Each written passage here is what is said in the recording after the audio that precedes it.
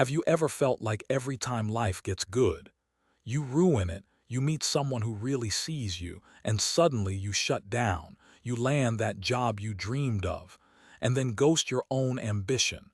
You promise yourself you'll stop, and then do it again. It's like there's a part of you waiting to break things right when they start to matter. And maybe you've called it weakness, maybe you've called it fear, maybe you've told yourself, I'm just messed up. But what if you're not broken? What if you're divided? There's a part of you you've buried and it's been screaming ever since. Only it doesn't scream with words, it screams by sabotage. There's something I discovered, and once I saw it, everything changed. If any part of this feels familiar, stay with me. Michael always seemed to have it all together. At 34, living in Chicago, working as a marketing manager, he had the kind of life most people envied. A steady job, a cozy apartment, friends who cared. But beneath the surface, there was a quiet war raging inside him. Every time something good happened, he found a way to mess it up. A job offer he was excited about, he'd back out last minute. A promising relationship, he'd disappear without a word. Michael couldn't understand why he kept sabotaging his own happiness. He felt divided, like two people living inside one body, one who wanted to succeed, and another shadowy part that worked tirelessly to pull him back down. It was as if something inside him feared being seen, feared being vulnerable, so it pushed him to destroy before he could be destroyed. This silent battle left Michael exhausted, confused, and deeply lonely. He kept asking himself, why do I ruin the things I want most? And the harder he tried to change, the louder the inner resistance became. It wasn't just a simple fear of failure, it was something deeper, a voice from the past whispering warnings. A part of himself he had buried long ago. Today, we will explore Michael's story, a story that might feel familiar to you, because the part of you that breaks things might not be your enemy. It might just be the part of you trying to protect what's most vulnerable. If you've ever felt this quiet war inside, you're not alone. And understanding it is the first step toward peace. And the boy never cried again. That was what Michael told himself growing up in a small suburb outside Chicago. His father was a man of few words and even fewer emotions. When Michael showed sadness or fear, the response was often silence or dismissal. "Boys don't cry," his father would say. So Michael learned to bury those feelings deep inside, to hide his vulnerability as if it were a dangerous secret. But hiding doesn't make pain disappear. It just pushes it into the shadows, and those shadows grow heavier with time. They become the silent parts of ourselves we refuse to acknowledge, parts filled with anger, shame, and fear. Michael's shadow was born in those silent moments of childhood. It whispered warnings, built walls, and created invisible chains. A silent guardian, but one that sabotaged his every step forward. Have you ever felt like that part of yourself? The part that stays quiet but holds the weight of every unspoken pain.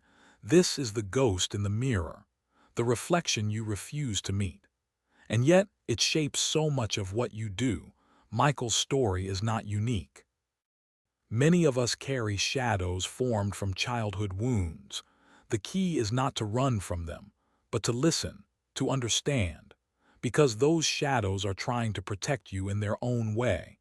And the first step is to see them clearly, to call out that silent self, and start a conversation that can lead to healing. Most people think fear of failure is what holds them back. Michael thought the same. But when he finally reached the brink of a major success in his career, he did something unexpected. He stepped away. He turned down the promotion. Why would someone refuse the very thing they'd worked for? Because deep down he was afraid, not of failing, but of succeeding. It sounds strange, doesn't it? But success brings its own shadows. Will you be seen? Will you be judged? Will you lose the safety of being unnoticed? For Michael, success meant vulnerability. It meant stepping fully into the light. And that light could burn, so his shadow, the part of him that wanted to protect him, acted. It whispered doubts. It pushed him to sabotage. What if success meant losing himself? What if it meant being exposed? These questions are uncomfortable, but they are keys. Keys that unlock the locked room inside us. Because sometimes the real fear isn't failure. It's what happens if we finally win. Understanding this is a turning point. A moment when we stop fighting ourselves and start listening to the parts that hold us back. Only then can we begin to rewrite the story of success. Carl Jung introduced a powerful idea, the concept of the shadow. It's not some dark, evil force lurking inside you. Instead, it's the parts of yourself you don't see or refuse to see. All the anger, fear, and needs you push away. These hidden parts don't disappear, they go underground. And from there, they quietly control your actions, not by force, but by subtle sabotage. Your shadow is like a guard dog. It's wounded, protective, and fiercely loyal. If it senses danger to your inner child, that vulnerable part of you, it will do anything to keep you safe, even if that means destroying things that could bring you joy. Love, success, happiness, all at risk if the shadow feels threatened. This isn't irrational, it's wounded loyalty, a desperate attempt to protect you from pain. Understanding this changes everything. Your shadow isn't your enemy, it's a messenger, a guide to the parts of you that need healing. And when you learn to listen, you unlock a new kind of power, one that doesn't come from fighting yourself, but from embracing all parts of who you are. Michael sat quietly in the therapist's office, hands trembling as he reached for a pen.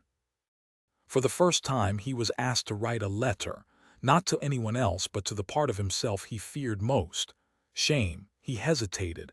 How do you put into words something so heavy, so buried? He began. Dear Shame, I know you've been with me for a long time. You've whispered that I'm not good enough, that I'm unlovable, that if people truly knew me, they'd leave. Writing the letter felt like opening a door to a room he had locked away. Inside, memories flooded back, moments of feeling small, invisible, broken. He realized that shame wasn't just an emotion. It was a voice from the past trying to protect him, but its protection came at a cost. It kept him stuck, trapped in cycles of self-sabotage. Facing that letter, Michael understood something crucial. Healing doesn't start with chasing light. It begins by sitting with the darkness, by acknowledging the parts we fear, and by giving them a voice. Have you ever felt afraid to remember? Afraid to face the parts of yourself hidden in the shadows? That fear is normal, but it's also the doorway. Through it lies the path to freedom. Michael didn't stop at shame. He began writing letters to other parts of himself, rage, fear, loneliness. For the first time, he listened, not to argue, not to fight, but to understand. Rage spoke of years of silence, of anger bottled up and never expressed. Fear revealed its roots in childhood uncertainty, the need to survive. Loneliness whispered of isolation, even when surrounded by others. Michael realized these feelings weren't enemies. They were messengers, carrying important truths. Instead of pushing them away, he let himself sit with them, breathe with them, feel their weight. And in that space, something shifted. He stopped trying to fix or control. Instead, he offered compassion, took the time to simply be present. It was uncomfortable at first, but it was healing, because healing isn't about reasoning away emotions. It's about feeling them fully. And Michael found peace not in victory, but in acceptance. Have you ever tried just to be with your feelings, to hold them without judgment? That's where transformation begins, where the shadow softens, and you start to reclaim yourself. There was a night that changed everything for Michael. A night when his shadow almost cost him the most important relationship in his life. An argument sparked, fueled by a sudden surge of anger he couldn't control. For a moment, he saw the familiar urge to run, to disappear like he always did. But this time, he stayed. He didn't shut down or walk away. He sat with the discomfort. He listened to the pain beneath the rage. It wasn't about winning or losing. It was about being seen, even in his worst moments. His partner noticed the difference. For the first time, Michael was fully present, vulnerable, real. That night marked a turning point, because he discovered the power of staying when his shadow demanded he flee, of sitting with his pain instead of running from it. Have you ever faced a moment like that, when your instinct says run, but something inside tells you to stay?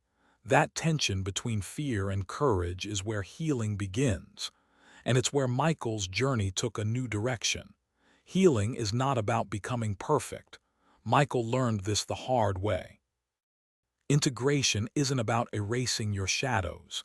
It's about learning to live with them, to walk alongside your fears, your anger, your pain. It means recognizing that these parts of you are not flaws. They are pieces of a larger whole.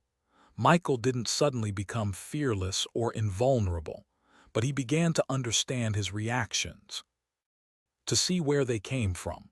And in that understanding, he found freedom, freedom from the constant battle within. He learned to walk with the ghost inside him, not to exorcise it, this paradox, that healing comes not from fighting your shadows but from befriending them, is a difficult truth, but it is the key to lasting change. Because when you stop trying to fix what isn't broken, you open the door to real wholeness. Michael came to a realization that changed everything. He didn't need to be healed, not in the way he thought. He needed to be whole, whole, not perfect, whole, not fixed. That wholeness gave him permission to be human, to make mistakes, to feel deeply, to love fully. It wasn't about erasing the past or pretending pain didn't exist. It was about accepting all parts of himself, the light and the dark, the strong and the broken. And in that acceptance he found peace, a peace that no achievement or approval could ever give. Michael began to live differently, to create without fear, to love without running, to simply be. If you're listening to this now, know that you don't have to be fixed to be enough. Wholeness is not a destination, it's a journey. And it starts with embracing every part of who you are. There's a question that lingers at the end of Michael's journey, a question he finally dared to ask, not to anyone else but to himself. Will you finally see me?